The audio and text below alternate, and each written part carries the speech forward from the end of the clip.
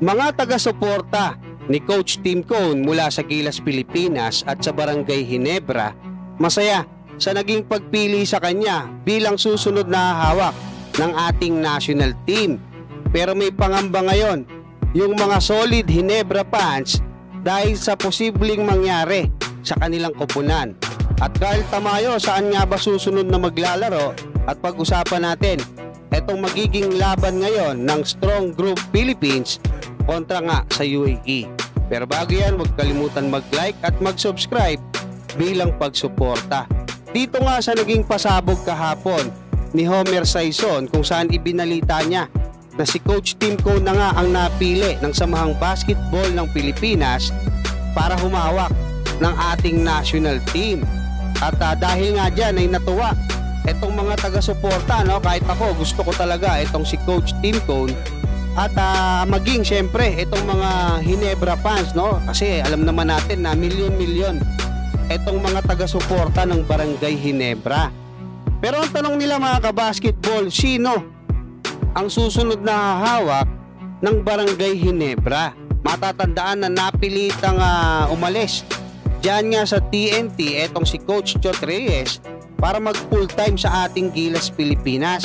At nauna na rin sinabi ni Coach Tim Cone na gusto niyang lumayo nung nakaraan, no? Gusto niyang lumayo diyan sa Gilas kasi nga raw kung pipiliin niya itong national team, kung siya yung magko-coach, pakiramdam niya, 'di ba, deserving na mag full time siya mga kabasketball sa ating Gilas, Pilipinas.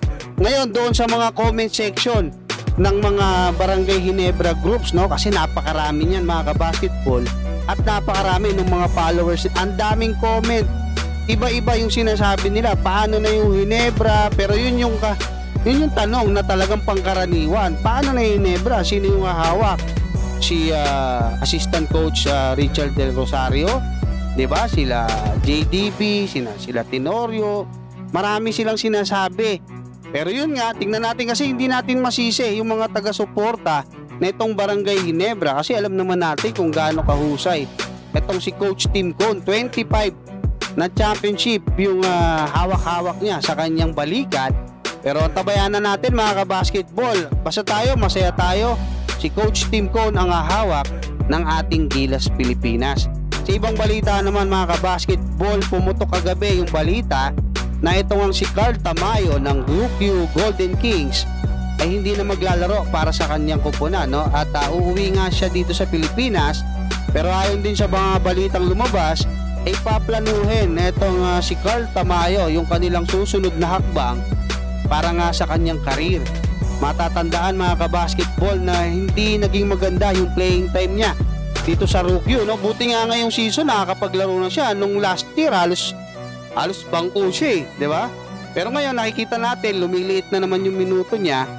Saan ba pwedeng maglaro itong si Carl Tamayo na kumbaga madedevelop? Kasi hindi natin maitatanggi, meron talagang future itong si Carl Tamayo. Bukod sa laki niya, may shooting siya sa tres eh, di ba? Maganda yung shooting niya, tapos may galaw pa sa ilalim, di ba? Kaya niyang gumawa ng puntos. Ang unang kupunan or liga mga kabasketball, hindi na tayo lalayo, Japan B-League, pwede pa rin siya dyan. Yun nga lang sa ibang kupunan, gaya nung ginawa ni Kai, di ba? Pumunta siya sa isang kupunan na medyo mahina. So makakaganda yon para nga dito kay Carl Tamayo. May nabasa nga ako, dapat yung Toyama kunin daw itong si Carl Tamayo habang injured itong si AJ Edu. Pero naniniwala ako maraming mag-o-offer sa Japan B-League dito nga kay Carl Tamayo. Ang ikalawa, etong KBL mga kabasketball, matatandaan na bago pa pumirma etong si Carl Tamayo diyan sa Japan B-League, meron na siyang at least 2 offer, hindi bababa dito nga sa KBL kasi yung UP dumayo diyan sa Korea, nakipag-tune up game sila diyan sa mga Korean ball clubs at nagustuhan nga etong si Carl Tamayo. May offer siya doon mga kabasketball. Susunod mga kabasketball, competitive NBL Australia. Tingnan natin kung anong mangyayari kasi nandito si Coach Brian Gordian.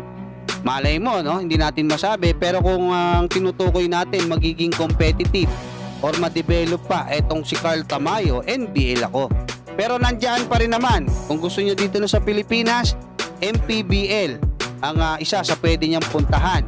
Hindi ko lang alam yung iba kung kayang bayaran etong si Carl Tamayo, pero kung gugustuhin nila syempre, gaya halimbawa sa Pampanga, governor yun o di ba, iba yung governor, di ba, mayor pa nga lang kaya na magbayad, yung governor pa kaya, di ba, hindi natin pwedeng sukatin kung, saka hindi natin alam kung ano yung salary cap netong MPBL pero kung magpapadraft na nga etong si Justin Baltasar diyan nga sa PBA kasi baka makuha siya ng converge, no? Tapos papalit etong si Carl Tamayo, baka lang naman pwede yun mga kabasketball. So ito na, puntahan natin mga kabasketball, magbabakbakan na ngayong gabi, no? Etong Strong Group Philippines sa pangungunan etong si Dwight Howard at syempre nandiyan din yung ating mga pambato dyan, no? Sila Kevin Kiambao, Justin Baltasar, Jordan Heading, sila Kagulangan, marami tayong mga magagaling na players dyan.